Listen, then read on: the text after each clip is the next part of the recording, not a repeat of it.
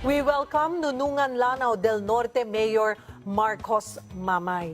Congratulations po, Mayor, and Congrats thank po. you for coming to the studio all the way from Lanao del Norte. Talagang sinadya tayo ni Mayor. Congratulations po. Thank you po, thank you po. Kung titignan mo naman, partner, yung resulta ng halalan, abay parang wala naman ho kayong kalaban. Although, tatlo ho ang inyong nakalaban, Apo. pero walang sinabi ho dun sa resulta. Mababa Oo, yung nakuha nilang mga boto. Oo nga Ano ho ba ang rason? Bakit nangyari ito? Perhaps nunungan yan sabi na weakened by the past decades after having been deprived for peace and development sa nunungan.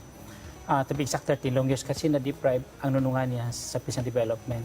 So siguro, they need some new faces in the government. Siguro, baka yun ang makasatisfy ng longings nila when it comes sa genuine na development at saka genuine na governance sa nunungan. Sa inyo pong ticket, hindi lamang po kayo ang nanalo, hindi lamang ang kanyang vice mayor. Abay talagang na-sweep. Ano po, pati yung 8 konsehal. At talaga pong nag-block, Slide. parang the entire block po ay nanalo. Landslide. Landslide po. Apo. Hanggang ngayon. Ano ho yung konkretong inaasahan natin na ipagpapatuloy o kinakailangan ho na makamtan ng mga taga-Lanao del Norte dito sa incoming BBM administration? Actually, no, knowing the fact kasi, okay, so particular sa nunungan, no? Kasi sa nunungan doon po tayo in my area of responsibility. Knowing the fact kasi ang nunungan, as I said earlier, deprive po tayo when it comes to peace and development for the past decades or to be exact 30 lang years po na deprive po tayo. So, accessibility is the major concern po. Knowing the fact din, ang nunungan kasi possesses the largest land area in the whole province of Lanao del Norte.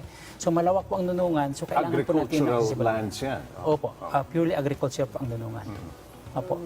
In fact, yun po yung nag-possess ng the largest land, forest land sa Lanao del Norte. Kaya po, meron po tayong Mount Inayawan Range National Park which was nominated as ASEAN Heritage po bago po tayo mag-World Heritage.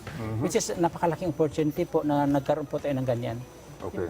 Ng ASEAN Heritage. So more infrastructure projects and probably environmental protection. Opo. Then, papasok na po doon yung tourism. Pag sinabi mong tourism, naalala ko bigla yung raspberry. Opo. Na Raspberry. meron pong uri ng raspberry na sa nunungan lang po makikita, hindi po ba? Opo. Napakarami pong wild berries po. That is called a raspberry po sa nunungan. So sa nunungan lang po natin makikita. Then I would like also to take this opportunity na I-mention din yung mga potentials ng nunungan. Kasi actually nunungan kasi very potential when it comes sa ecotourism. Meron po tayong 3 lakes, may 4 na waterfalls. Meron din po tayong 5 caves. Meron po tayo, as I said yung kanina, yung wild berries na naging sikat po sa mga social media, lahat. Beneficio po palagi yan kasi napaka-unique po. Kamusta naman po pagdating sa kalusugan? Malaking dagok po sa atin itong pandemyang ito. Nasa recovery phase na po. Kamusta po ang mga taga-nunuhan? Okay, talking about sa health, no? So I would like also to take this opportunity. Napasalamatan din yung DILG at saka yung sa DOH kasi na-recognize kasi ang nunungan through discipline po natin yung mga mandates po ng task wherein yun po ang in-apply natin. So na-recognize po yung nunungan as one of the 3 municipalities sa buong Region 10 na zero COVID case po. Okay. Panghuli po, Mayor, meron kayong sinasabi na diskriminasyon na nilalabanan ninyo. Ano ho ba ito? Oo nga po, no? That is one thing we would like to clarify, no? Kasi especially when they heard the word Muslims, what promptly comes to the minds of the majority is something negative perception, yung connotation like traitor, kidnapper, something like that. So, kaya nga, as a result then, when one Muslim applies for a certain job or in a certain company, then his being one would merit stricter screening before he's taken in or worse yet, the company would turn him down.